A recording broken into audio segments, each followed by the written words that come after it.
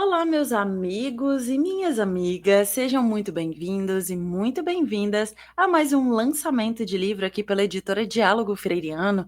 Nós que somos especialistas em converter o teu TCC, teu mestrado e doutorado em livros. Eu sou Cida Cardoso, mídia host aqui da editora Diálogo Freiriano, e hoje nós recebemos o autor Cirlei Vieira, que já aguarda para conversar conosco, mas antes eu vou colocar aqui em destaque a capa do livro dele para que vocês também possam acompanhar.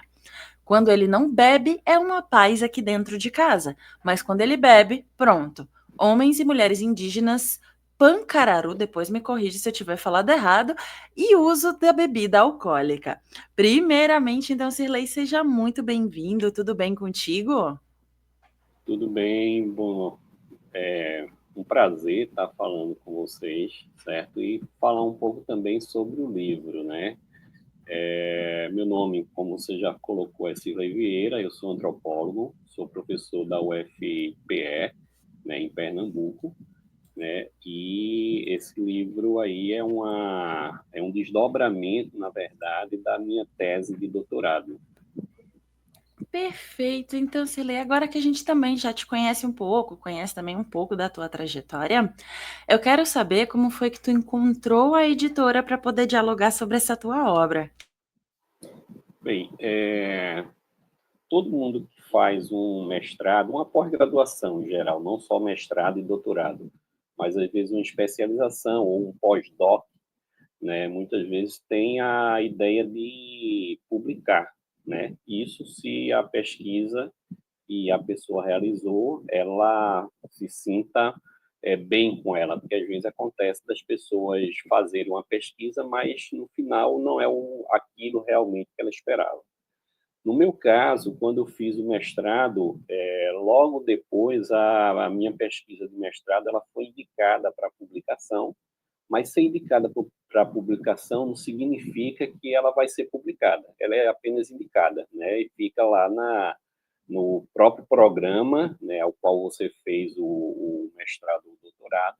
Se aparecer algum edital, né, o programa mesmo faz a indicação, né? Então, acabou que, na época, houve um edital e a próprio programa indicou, né, para a minha pesquisa de mestrado para ser publicado. Foi publicado pela própria editora da universidade.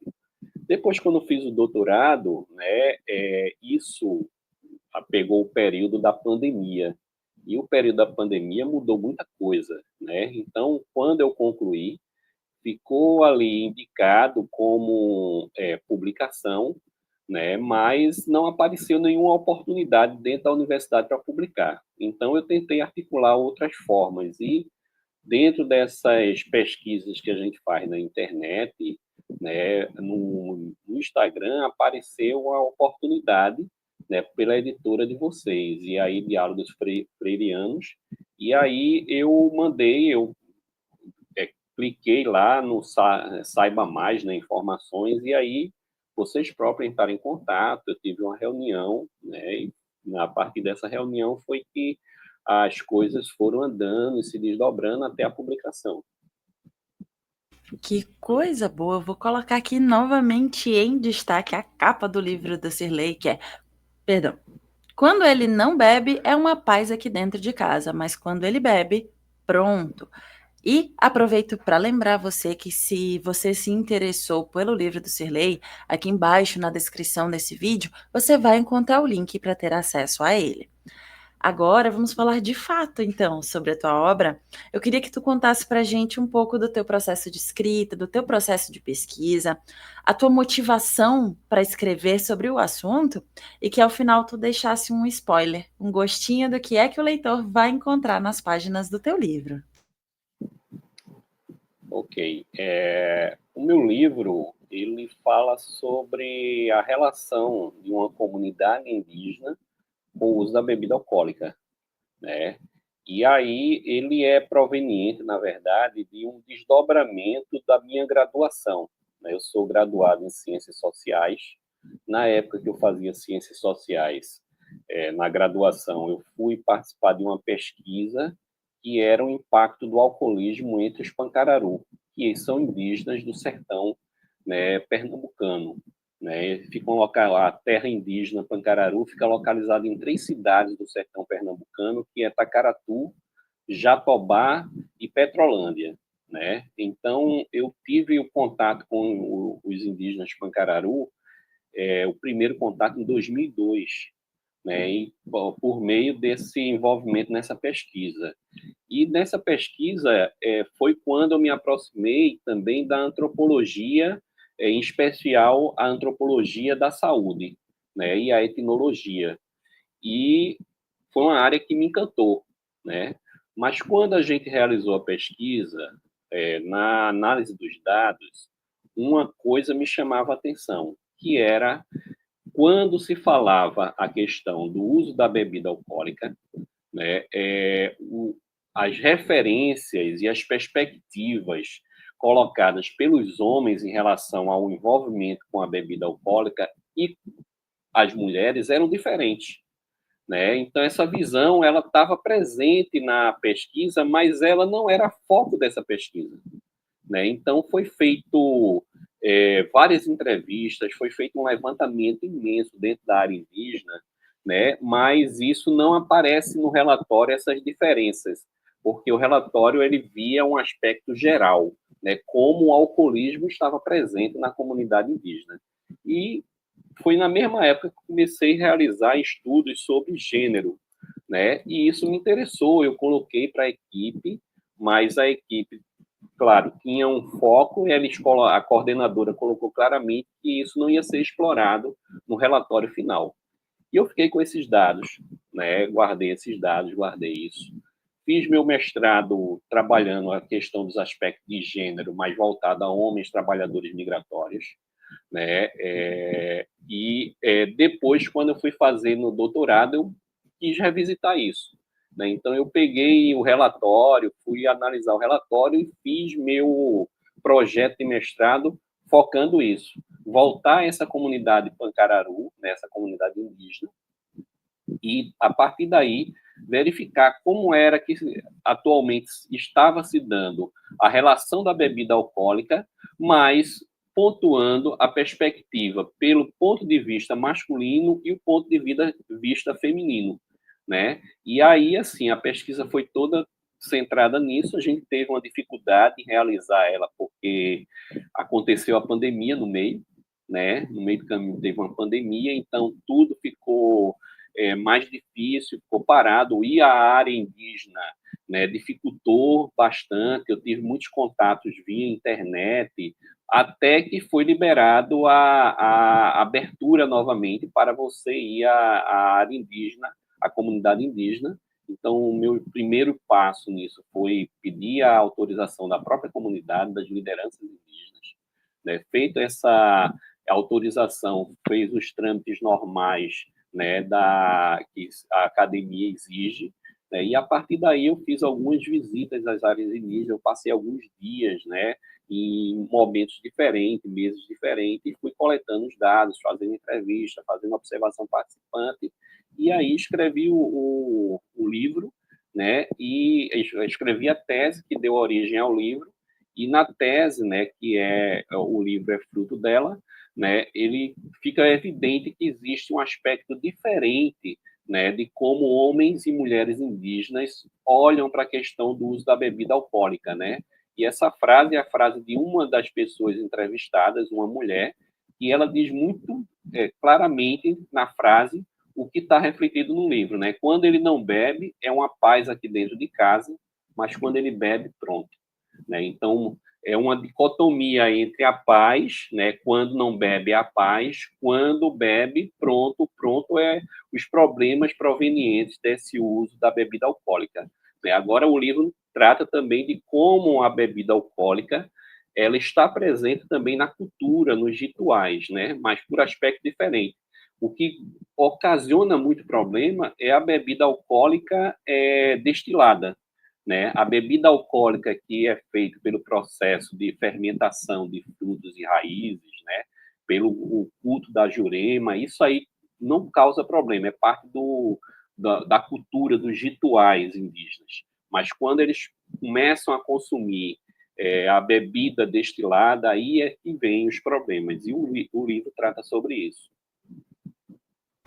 Perfeito, fica o convite à leitura da obra do Cirlei. Quando ele não bebe, é uma paz aqui dentro de casa, mas quando ele bebe, pronto.